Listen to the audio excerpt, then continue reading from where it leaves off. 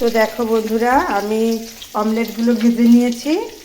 আর এই যে আমি এবার কড়াইতে তেজপাতা আর জিরে ফোড়ন দিয়েছি, দিয়ে আলুগুলো দিয়ে দিলাম। একটু ভাজা ভাজা হয়ে গেছে। এবার আমি পেঁয়াজ আর টমেটো কুচিটা এর মধ্যে দিয়ে দেব।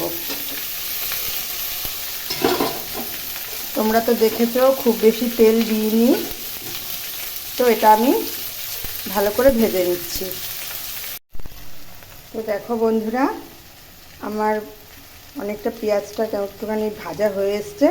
এবার আমি একটু লবণ দিয়ে দিচ্ছি, একটু চামচ লবণ দিয়ে দিলাম।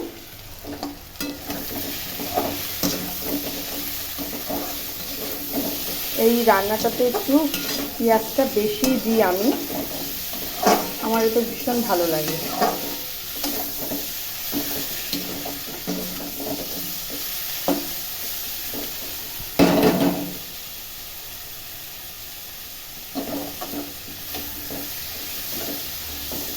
এবার আমি এর মধ্যে দিয়ে দেব, দেখো এর মধ্যে আমি ধনের গুঁড়ো, জিরের গুঁড়ো আর একটুখানি রসুন গ্রেট করে দিয়েছি, আর একটু কাঁচা লঙ্কা আর হলুদ। আজকের আমি কাশ্মীরি লঙ্কা গুঁড়ো দিচ্ছি না, তো এটাই দিয়ে দিলাম।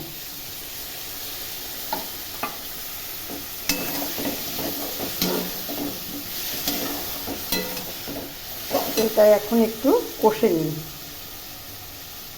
তো দেখো আমার এটা ভালোভাবে কষা হয়ে গেছে। তো এর মধ্যে একটু আমি গুড় দিয়ে দিচ্ছি। আসলে একটু মিষ্টি না দিলে না ভালো ব্যালেন্স আসে না, সেই জন্য একটুখানি আমি আখের গুড় দিয়ে দিলাম। তো এবার এটাকে একটুখানি মিশিয়ে নিয়ে তারপরে আমি জল ঢেলে দেব।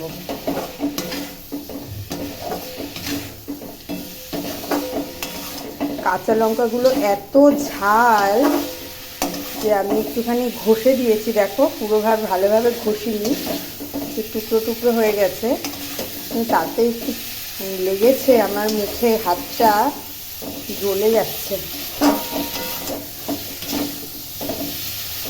তো দেখো প্রায় হয়ে এসছে, আর একটুখানি জল দিয়ে দিলাম।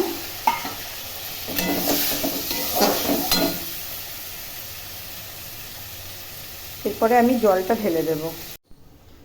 তো দেখো বন্ধুরা, আমার ঝোলটা ফুটে উঠেছে। এবার আমি অমলেটগুলো দিয়ে দেব, ছেড়ে দেব।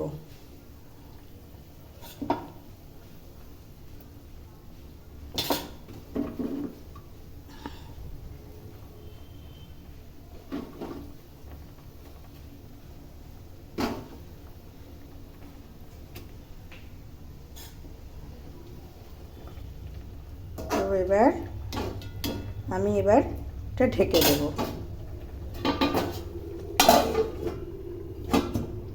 এবার তোমাদেরকে দেখাচ্ছি। তো চলো বন্ধুরা, দেখে নিই হয়ে গেছে কিনা। হ্যাঁ, হয়ে গেছে বন্ধুরা।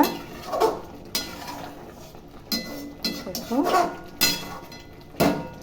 আমি চেখে দেখেছি, খুব সুন্দর হয়েছে। তো এর মধ্যে আমি একটুখানি গরম মশলার গুঁড়ো দিয়ে দেব, অল্প করে, ব্যাস। আর আজকে এটাতে আমি ঘি দেব না, এমনিতে ডিম তো, সেই জন্য আর ঘিটা দেব না। ব্যাস হয়ে গেল। তো তোমরা এইভাবে ডিমের এরকম ঝোল করে দেখো, অমলেট ঝোল অসাধারণ লাগে খেতে। ধন্যবাদ বন্ধুরা।